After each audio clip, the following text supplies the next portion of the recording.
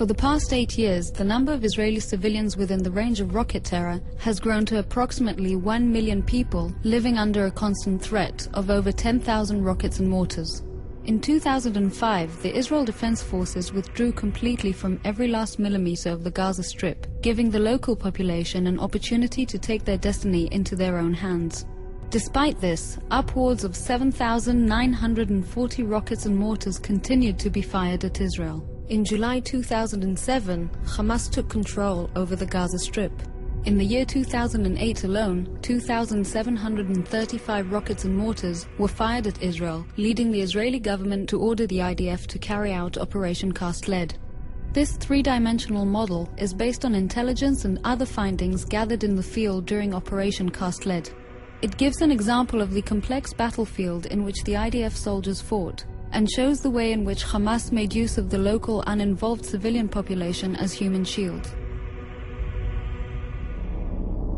For the past several years, the Hamas terror organization has been ruling the Gaza Strip, supported by Iran and Hezbollah.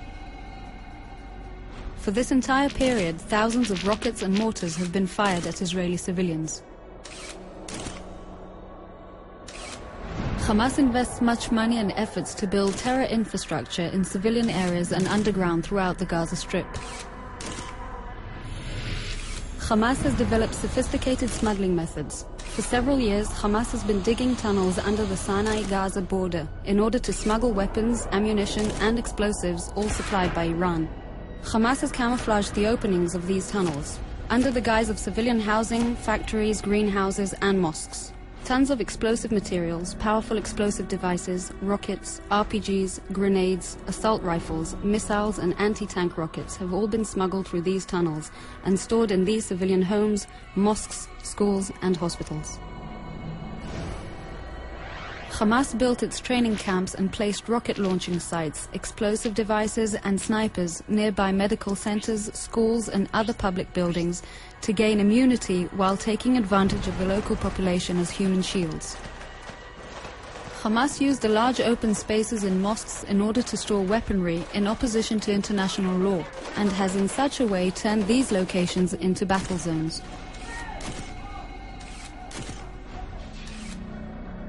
The use of women, the elderly, and children is built in the terror strategy of Hamas. Schools have been booby-trapped. The lives of children and youth have been placed in danger. Schools and educational institutes have been turned into rocket and mortar launching sites. In many instances, Hamas deliberately prevented the local population from leaving the areas of battle with the intention of using them as human shields, so as to prevent the IDF from hitting terror infrastructure. When an explosive device is detonated and the house is destroyed, Hamas puts the blame and responsibility on Israel for hitting civilians and property. Tons of explosive materials and underground explosive devices were found hidden in the streets. The explosive barrels targeted armored vehicles such as tanks and personnel carriers. These types of explosives were placed close to buildings, including those with people inside, so that the demolished building would also serve as obstacles for the advancing forces. In this example, a building where terrorists were hiding has been hit. This caused secondary explosions in the adjacent building, making it collapse due to the many additional explosive devices hidden inside. In an attempt to gain protection, Hamas positioned its rocket launching sites by public buildings such as medical centers, soccer fields, the Palestinian Association for the Rehabilitation of the Disabled, and gas stations.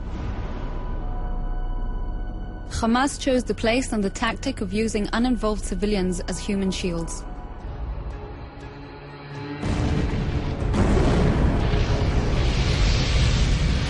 This map and other findings are all evidence of how Hamas purposely built its terror and combat network as an inseparable part of its civilian infrastructure. Hamas chose this battlefield. Hamas chose to place its rocket and mortar launchers within the uninvolved civilian population.